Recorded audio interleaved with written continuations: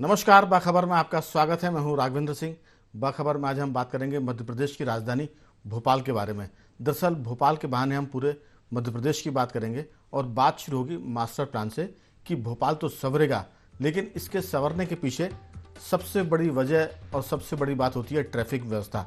अगर शहर बहुत सुंदर है और ट्रैफिक जाम है तो समझ लीजिए कि शहर का दम घुट गया है। आज हम इस पर भी बात करेंगे कि भोपाल में 360 करोड़ की BRTS रोड बनी थी और वो रोड व्यवस्था के बदले एक तरह से अव्यवस्था का पूरे शहर के लिए बदनुमा दाग हो गया था।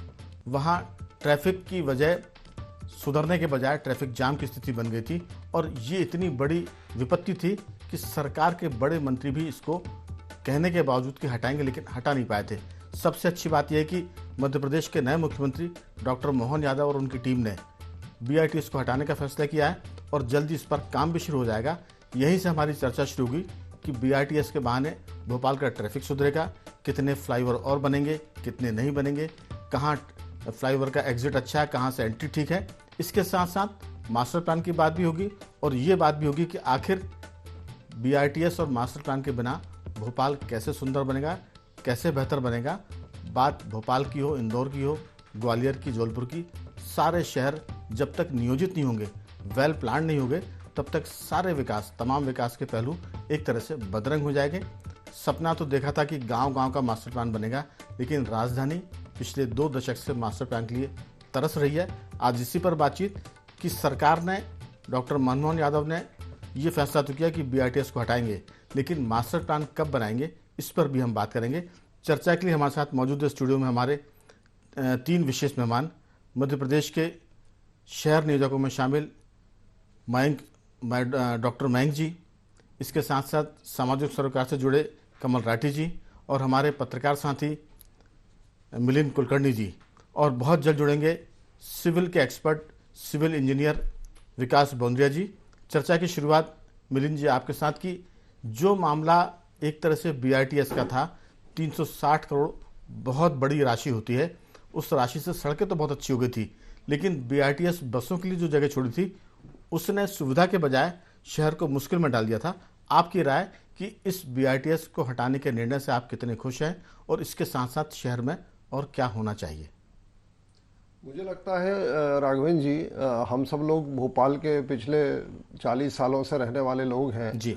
और हमने भोपाल को बदलते हुए देखा है। किसी ज़माने में भोपाल की सड़कें एकदम खाली हुआ करती थीं और बहुत ही कम गाड़ियां वहां पर होती थी, लेकिन बाद में जो क्रांति आई उसके बाद में ट्रैफिक बढ़ गया, पार्किंग की समस्या खड़ी हो गई। और मैं आपको ये बताना चाहता हूँ, BRTS जो लाया गया था ये बिल्कुल सही है, 360 करोड़ रुपए इसमें लगे, बहुत बड़ी राशि लगी, लेकिन होशंगाबाद रोड के आसपास जो सारी बस्तियां हैं और वहाँ पे रहने वाले जो लोग हैं और अलावा जो लोग उधर से होकर जाते हैं, चाहे वो मिसरोद जाते हों, मंडीदीप जाते हों, उन्होंने अपने संतरास और पीड़ा का एक तब पूरा कर लिया पिछले 13 सालों में। और आप देखिए कि जितना भी प्लानिंग, जो भी कुछ हमें मिला है, वो जो बता कर दिया गया कि ये बड़ा एक्सपर्ट प्लानिंग है, उसकी दुर्गति यह है कि चेतक पुल पे जब कार्मेल कॉन्वेंट की 2 बच्चियों की मृत्यु हुई तब जाकर जो है उसका गौतम नगर और कस्तूरबा नगर वाला सिरा जो है चौड़ा किया गया। दूसरा एग्जाम्पल सावरकर ब्रिज का है, जहां पर आप साकेत नगर की ओर से भी नहीं चढ़ सकते और आप अरेरा कॉलोनी की ओर से भी वहां पर नहीं चढ़ सकते, केवल आपको उतरने की सुविधा है। और तीसरी फिर इसके बाद में जो बाबूलाल गौर जी के नाम पर नामांकित हुआ है अहमदपुर का ब्रिज, वहां पर भी ये स्थिति है कि एक सिरे पर जो है वहां आगे चल के जो है चौराहा जैसा बन गया है दाना पानी के पास में, और इस तरफ यदि आप देखेंगे तो होशंगाबाद के मेन रोड पर जो है वो सर्विस लेन में उसे उतार दिया गया है। तो ये सारी चीजें जो है ये किस तरह का एक्सपर्ट प्लानिंग है हम ही नहीं समझ पाते हैं। और ये इस तरह का प्लानिंग है जो गलतियां हुई हैं वो एक आम आदमी आसानी से समझ ले, ऐसी गलतियां हैं। और सरकार में बड़े बड़े जो इंजीनियर्स बैठे हुए हैं और जिनको वो बताते हैं कि साहब हमने इनसे सर्वे कराया, उनसे प्लानिंग कराई, कभी MSCT का नाम लेते हैं, कहीं किसी का नाम लेते हैं, और इस तरह से रोज वहां पर जाम लग रहा है, दुर्घटनाएं हो रही हैं, बच्चे जो हैं वो उनकी मौत हो रही है। तो ये जो सब है देख के बड़ी पीड़ा होती है। और दुर्भाग्य यह है कि इसको न जाने क्यों जो है इतने आग्रह से चलाया गया और इसको हटाया नहीं गया। जबकि बड़े बड़े पुणे में मैं गया था, पुणे में मैंने जब मालूम किया तो बताया गया यहाँ BRTS था लेकिन हटा दिया गया। और छोटी गाड़ियां मुंबई जैसे शहर में एकदम छोटी, अभी आज रेड लाइन बसेस जो अपने यहाँ चल रही हैं उनकी आप उनका आकार देखिए वो कितनी बड़ी बड़ी हैं और उससे कितनी समस्याएं बढ़ रही हैं। और जिस तरह के वो जिस गति से चलती हैं, अब तो नई चुनौती ये हो जाएगी BRTS हटने के बाद में कि इन गाड़ियों की स्पीड को और इसको नियंत्रित कैसे किया जाए। तो ये सारी समस्याएं हैं। और आप जो बता रहे थे मास्टर प्लान, तो मास्टर प्लान के बारे में तो मेरे को एक किसी नौकरशाह ने कहा था कि वहाँ तो पेंसिल लेके जो है घुमा दी जाती है जैसी जरूरत होती है वैसी। तो यदि इस तरह की स्थिति है तो देखिए, पेंसिल लेकर कुछ भी घुमा दिया जाए, जनता ये चाहती है कि आप किसी एक्सपर्ट से काम कराएं, किसी नौसिखे से काम कराएं। अगर व्यवस्था ठीक है तो जय जयकार है, और नहीं तो आपने फिर लाल बुजक्कड़, बहुत एक पुरानी कहानी है कि एक गांव में एक हाथी रात में घुस आया था और उसके गांव के विशेषज्ञों को बुलाया गया कि ये आखिरी गोल गोल निशान किसके हैं। तो उन्होंने कहा कि कोई खास बात नहीं है, गांव में हिरन घुसा होगा और उसने पैर में चक्की बांधी होगी और वो चक्की बांध के उचकता हुआ चला गया होगा, ये उस हिरन के पैर के निशान है। इसके लिए वो कहावत ये थी कि लाल बुजक्कड़ बूझकर और न बूझे कोई, हाथ में पैर में चक्की बांधकर हिरना कूदो होए। तो ये लाल बुजक्कड़ जैसी पूरी स्थितियां हैं जो सरकार ने काम किया, सरकार उसके लिए साधुवाद की बात है, साधुवाद की पात्र है। लेकिन जो काम गड़बड़ हुए हैं उसके लिए सरकार गुनहगार है जनता की, क्योंकि व्यवस्था ठीक नहीं हुई, मुश्किलें बढ़ गई। इसके लिए हमारे साथ बैठे हमारे साथ एक्सपर्ट डॉक्टर मयंक जी, जो ट्रैफिक के एक्सपर्ट हैं और प्लानर भी हैं, उनसे पूछेंगे कि आखिर भोपाल का गुनहगार कौन है और इस दुर्व्यवस्था को कैसे व्यवस्था में तब्दील कर सकते हैं। अगर कोई उनके पास अलाउद्दीन के चिराग वाला नुस्खा हो तो जरूर शेयर करें, ताकि सरकार भी सुन ले। और नए मुख्यमंत्री डॉक्टर मोहन यादव इस समय बहुत तेजी से काम कर रहे हैं। उम्मीद करते हैं कि अगर आपकी बात वो सुनेंगे, सरकार के तंत्र उन तक आपकी बात पहुंचाएंगे, तो शायद भोपाल का भला हो और लोगों को राहत मिले। डॉक्टर मयंक जी, जब ये निर्णय हुआ भोपाल के लिए कि BRTS बनाना है, तो उस समय की अगर हम परिस्थितियां देखेंगे तो हमारे जो मुख्य आर्टरी होती है, जो मुख्य हमारे ट्रंक कॉरिडोर थे, उन पे तो BRTS बनाने की कोशिश की गई और किसी व्यवस्था को अपने पूरे आयाम पे, अपने पूरी मैक्सिमम कैपेसिटी पे ऑपरेट चलने के लिए उसे पूरा और पूरे फॉर्म में बनाने की आवश्यकता होती है। तो हम देख पा रहे हैं कि BRTS पहला शहर भोपाल नहीं था जहां BRTS बना, और शायद आखिरी भी नहीं होगा, आगे भी शायद बनेंगे जी। इसके लिमिटेशन ये थे कि हमने उसको अपनी रिक्वायरमेंट के अनुसार थोड़ा टेलर और कर सकते थे। और धीमे धीमे जब ये पूरा नहीं रहा, एक ज़माने में जब हम उम्मीद करते थे मिसरोद से बैरागढ़, तो हमें उस 40-45 किलोमीटर की जो पूरी जर्नी थी उसमें लगातार कॉरिडोर नहीं मिल पाया। कुछ कारण ज़मीन की वहाँ पे उपलब्धता नहीं थी और कुछ कारण थे कि हम उसको साइड फ्रिक्शन को मैनेज नहीं कर पाए। धीमे धीमे वो BRTS आज जिस फॉर्म में आया, जब हमने ये निर्णय लिया कि BRTS अब हटेगा, या हमारे प्रदेश ने निर्णय लिया, उस समय आते आते वो अपने पूर्ण स्वरूप में बचा नहीं था। तो वो फायदे की बजाय नुकसान ज़रूर पहुंचा रहा था। और इसके साथ ये भी जानना होगा कि भोपाल में मेट्रो भी अभी वर्तमान में कंस्ट्रक्शन में है, और ऐसा कई बार होता है कि दोनों पब्लिक ट्रांसपोर्ट मोड अगर एक साथ एक ही कॉरिडोर पे चलेंगे तो वो एक दूसरे की सवारी, एक दूसरे की यात्री, एक दूसरे की राइडरशिप के साथ कंपीट करने लगते हैं, तो वो एक दूसरे को सपोर्ट भी नहीं कर पाते हैं। तो ये एक इस समय हमारे पास हाथ में ये है कि हमारे पास मेट्रो कॉरिडोर करीब करीब 30 किलोमीटर के प्लान हैं, जो कंस्ट्रक्शन कुछ किलोमीटर बन चुका है, कुछ बनेगा। तो जो हमारे पास जो वर्तमान 350-400 बसें हैं, और शायद और बसें आएंगी इस शहर में, उनको उनके रूट रैशनलाइजेशन की आवश्यकता है, जिससे कि ये एक दूसरे को कॉम्प्लीमेंट करें। तो हमारे पास एक हायरार्की में हमारे पास मेट्रो हो, उसके बाद बसें हों और उसके बाद फीडर सिस्टम भी हो। तो ये बहुत ही एकदम आदरणीय और एकदम स्टैंडर्ड बात लगती है कि ऐसा होना चाहिए। नहीं हो पाने के कुछ 2-3 छोटे छोटे कारण हैं जी। नंबर 1 कि हमें हमारे चौराहों को, हमारे स्टैंडर्ड जो क्रॉस सेक्शन है सड़कों के, उनको स्टैंडर्डाइज करने की आवश्यकता है। मैं हर 10 किलोमीटर में अगर 8 चौराहे हैं, 10 चौराहे हैं, मैं छोटा सा एग्जांपल लूंगा, भोपाल में मोती मस्जिद से माता मंदिर का एक 4 किलोमीटर का स्ट्रेच है जिसमें 40 चौराहे हैं, चौराहे या पंक्चर्स हैं मीडियन में जी। तो आप इस प्रकार के एक high corridor, high capacity corridor पे जहां यूनिफॉर्मिटी नहीं है चौराहों में, क्रॉस सेक्शन में, तो हमें संघर्ष करना ही पड़ेगा। और इसके बाद जब BRTS हटे तो मेरा एक छोटा सा सुझाव यही रहेगा कि जो जगह अनलॉक होगी, BRTS बनाते समय काफ़ी संघर्ष रहा होगा, मेहनत रही होगी, राइट ऑफ वे जो हमारी ज़मीन है बिल्डिंग लाइन से बिल्डिंग लाइन तक की, उसको यूनिफॉर्मली पाने में। आज ऐसा ना हो कि जब BRTS हटे तो वो वापस हमारी सड़क बन जाए या और कामों में चले जाए। हमारी सड़कें कंप्लीट स्ट्रीट नहीं है। एक छोटा सा कॉन्सेप्ट है कंप्लीट स्ट्रीट, जिससे तात्पर्य है कि सड़कें केवल वाहनों के लिए नहीं हैं, और कल को जब ये जगह अनलॉक हो तो हमारे पास फुटपाथ बराबर नहीं है, हमारे पास साइकिल ट्रैक नहीं है। इवन हम जब सड़क किनारे जो हॉकिंग वेंडिंग होती है, जो हमारी तह बाजारी होती है, उसको भी इंटीग्रेट करने की बहुत सामान्य आवश्यकता है। आप हॉकर्स कॉर्नर बनाते हैं और उसके आगे इतनी पार्किंग कर देते हैं कि फिर वहाँ सड़क के लिए चलने की जगह नहीं बचती है। तो एक छोटी सी चीज़ है कि अगर हम BRTS कॉरिडोर को जब हम हटा रहे हैं तो हम वो जगह को कंप्लीट स्ट्रीट के मायनों से देखें, और उसमें वाहनों के अलावा जो सड़क पे 18-19 प्रकार के और भी यूज़र हैं, सड़क मेंटेनेंस करने वाले, बिजली के काम करने वाले, हर कोई सड़क का यूज़र है, और हम अपनी सड़कों को उनको ध्यान में रख के बनाएं। एक कमज़ोर व्यक्ति, एक कोई बूढ़ा व्यक्ति या कोई बच्चा, उनके लिए भी हमारी सड़कें, हमारी स्ट्रीट्स हों। तो ये आज हमारे पास एक अपॉर्चुनिटी है कि भोपाल की सड़कों को हम रीडिज़ाइन करते वक्त सबके लिए बना पाएँ। बिल्कुल, आपने सारी चीज़ों को गागर में सागर की तरह भर दिया है कि सड़क के किनारे भी जो वेंडर्स होते हैं उनकी भी ज़रूरत है। फुटपाथ पर हम कह सकते हैं कि जो पैदल चलने वाले उनके लिए तो हमने जगह नहीं छोड़ी है। सीधी सी बात है कि अगर कोई पैदल चलने की स्थिति में है तो वो आत्महत्या करेगा, क्योंकि फुटपाथ नहीं है। भोपाल शहर की हम बात करें तो फुटपाथ भी ज़रूरी है, और फुटपाथ नहीं तो पैदल लोग कहाँ चलेंगे, इसकी बात भी ज़रूरी है। मैं दर्शकों को बता दूं कि हमारे साथ भोपाल के वॉइस ऑफ भोपाल के जो अध्यक्ष है वो जुड़ गए हैं, विकास बुंजा जी। विकास जी, आपका बहुत बहुत स्वागत है। और लेकिन इसके साथ मैं चर्चा में आ रहा हूँ कमल राठी जी की तरफ। कमल राठी जी, आप सामाजिक सरोकार से जुड़े हैं, सिविक सेंस की मैं ज़रूर बात करूँगा कि आप कुछ भी कर दें, अगर आप आसमान से तारे तोड़कर भी ले आएँ और धरती पर स्वर्ग ले आएँ और सिविक सेंस नहीं है तो सब चीज़ें बेकार हैं। आप कितने भी कॉरिडोर बना दीजिए, कितने फ्लाईओवर कर दीजिए, कुछ भी कर दें तो सिविक सेंस पहली चीज़ है। सिविक सेंस के बाद जो सरकार की जिम्मेदारी है, चाहे वो नगर निगम हो, ट्रैफिक पुलिस हो, इसके अलावा जो टाउन एंड कंट्री प्लानिंग है, ये सब जब पूरी मिलकर एक टीम की तरह काम करेंगे तब शहर संवरेगा। और मास्टर प्लान की तो हमने कई बार बातचीत की है। उम्मीद करेंगे कि नई सरकार, नए मुख्यमंत्री इस प्लान को जल्दी से हरी झंडी दें ताकि शहर को संवारने सुधारने में बेहतरी हो सके। आपकी राय, सिविक सेंस कितना जरूरी है इन सारी अव्यवस्थाओं के बीच में? नहीं, देखिए, सिविक सेंस तो अपने आप में हर व्यक्ति को ज़रूरत है, उसके बिना तो रोड पे चलना ही मुश्किल काम है।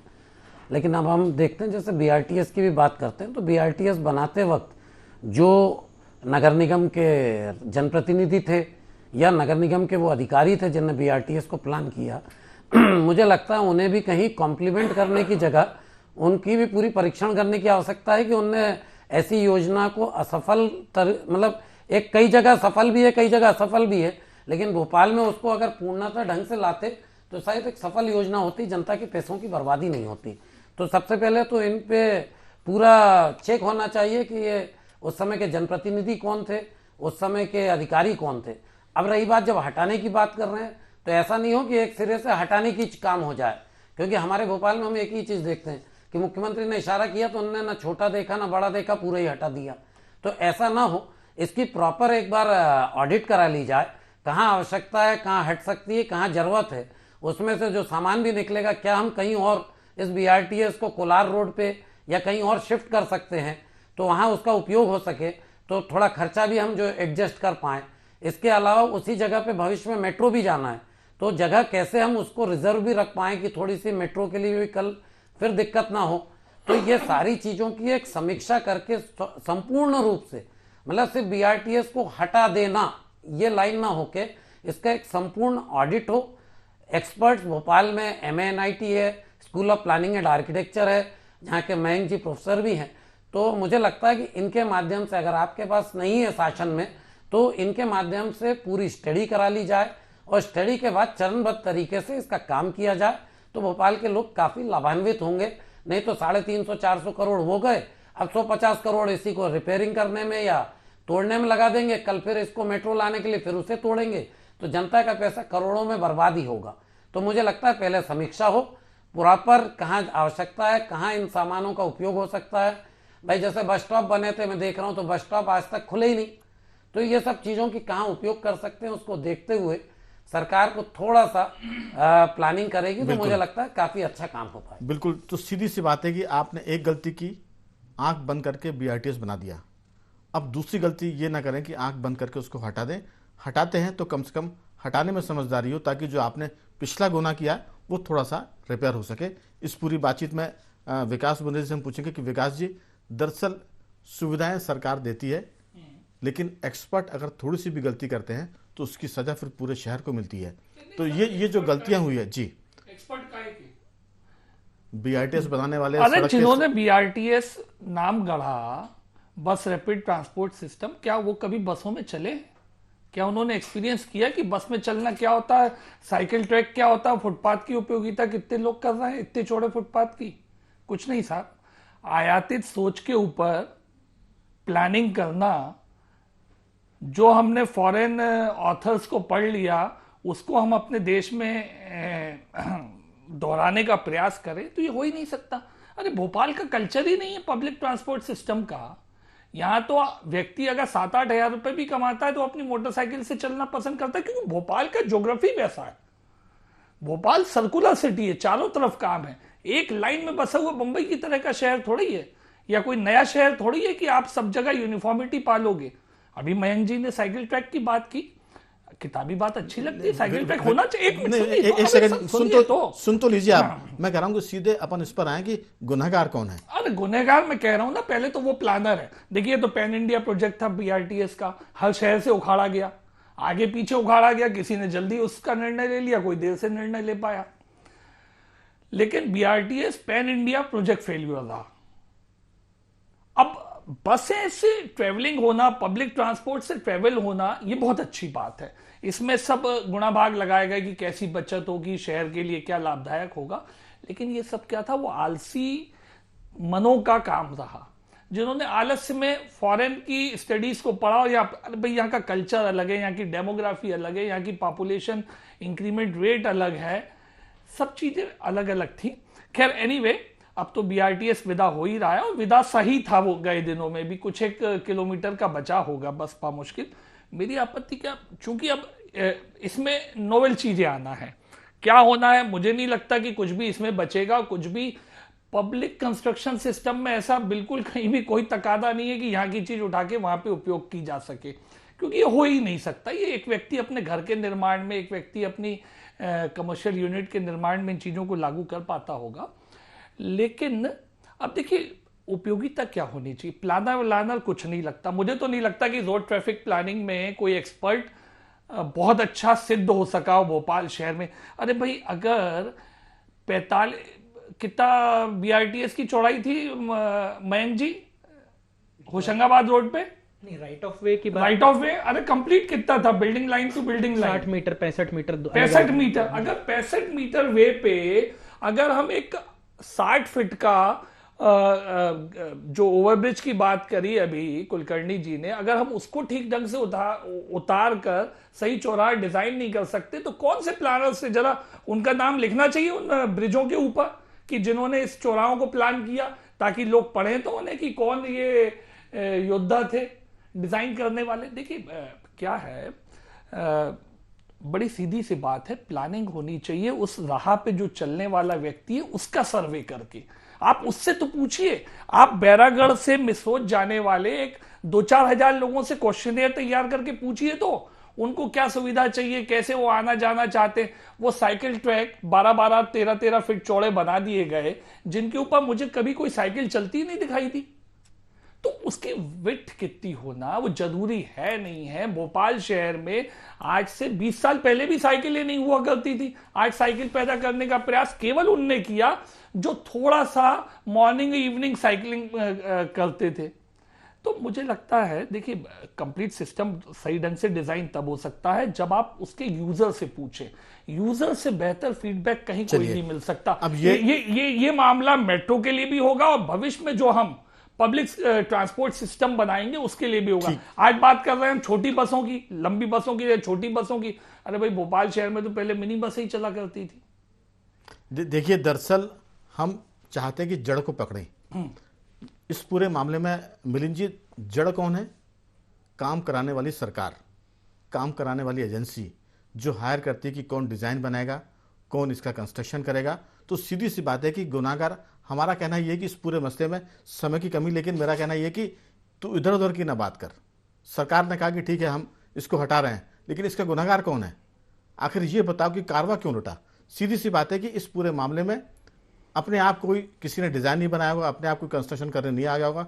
सरकार ने जिसको काम दिया है, सरकार पहले गुनाहगार है, उसमें जिन्होंने काम सौंपा वो दूसरे गुनाहगार हैं, और तीसरे गुनाहगार वो जनता जो इस पूरे मामले को ढो रही थी। अभी तक कोई भी ऐसी संस्था नहीं थी जो सड़क पर उतरकर कहती कि इसको बंद किया जाए, ये हमारे ऊपर बोझ है।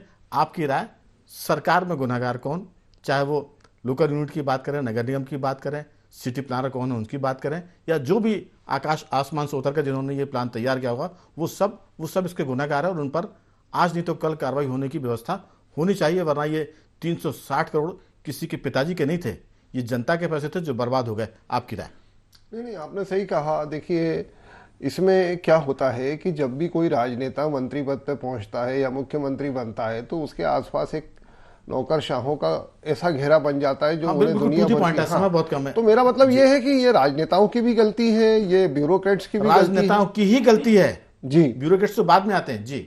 मैं आपको दो चीजें और बता दूंगा छोटे से में, कि सिविक सेंस को लेकर एक व्यक्ति जो है, जब ये देखता है कि बीआरटीएस से मैं रूल फॉलो कर रहा हूं और बाकी की गाड़ियां गलत ढंग से अंदर घुस रही हैं, ये इस तरह की चीजों पर भी चेक चाहिए। अब आपको मैं बता रहा हूं दूसरा जो प्रॉब्लम भोपाल में खड़ा होने वाला है इसी बीआरटीएस को लेकर, इसी तरह का। इधर तो इन्होंने इस तरफ हबीबगंज के सामने समस्या हल कर ली, बड़ा उड़ान पुल बना के।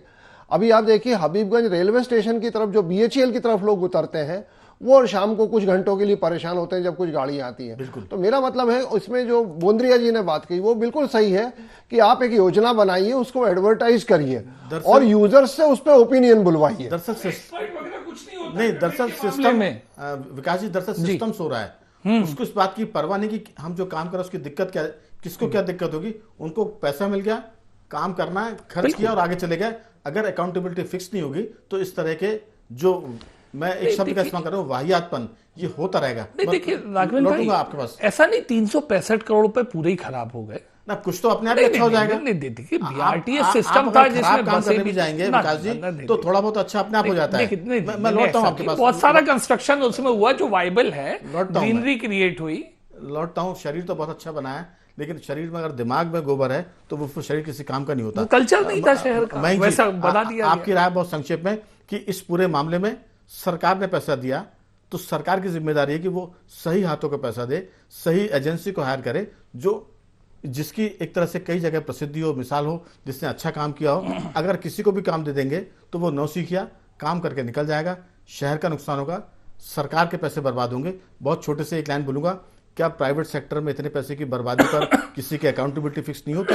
लेकिन ये सरकार है, 360 करोड़ रुपए बर्बाद हो गए, पूरे ना हो 200 करोड़ रुपए बर्बाद हुए, 250 करोड़ बर्बाद हुए, लेकिन ये बर्बाद तो हुए ना। आपकी राय कि इसको किस ढंग से थोड़ा सा समायोजित कर सकते हैं, किस ढंग से इसकी बर्बादी को कम कर सकते हैं? बहुत छोटी सी राय आपकी जी। और ये मैं फिर से वही बात रिपीट करूंगा कि हमारे पास एक बड़ी अपॉर्चुनिटी है आज की डेट में। ये ऐसी, हम आज उस दोराहे पे खड़े हैं कि एक हो सकता है कि बीआरटीएस हटे और उसके ऊपर पेवमेंट ब्लैकटॉप डामर डाल के पूरी सड़क चौड़ी हो जाए, जो कि धीमे धीमे हम कितना भी, इसमें डिमांड सप्लाई मैच कभी होता नहीं है सड़कों में जी। आप जितनी चौड़ी करते जाएंगे उतनी डिमांड हम लाते जाएंगे। बिल्कुल। तो ये हमारे पास बहुत बड़ी अपॉर्चुनिटी है कि इस पूरे बीआरटीएस कॉरिडोर में जहां जहां हम बीआरटीएस कॉरिडोर हटा रहे हैं, हम केवल और केवल पेवमेंट या कैरिजवे की बात ना करें, वाहनों की जगह ना बात करें। अभी मैं बोलूंगा भोपाल शहर एक ऐसा शहर है जहाँ 4-5 किलोमीटर से ज़्यादा ट्रिप लेंथ नहीं है, एवरेज ट्रिप लेंथ। इसका मतलब कि हम अपनी सड़कों को डाइट पे रखें, राइट ऑफ वे में एक्टिविटीज को इंक्लूड करें। ये बहुत बड़ी अपॉर्चुनिटी, शहरों को ये मौके नहीं मिलते हैं कि राइट ऑफ वे हो और उसको रिडिजाइन करने का मौका। चलिए, जब ये हटना शुरू हुई तो दोबारा बात करेंगे।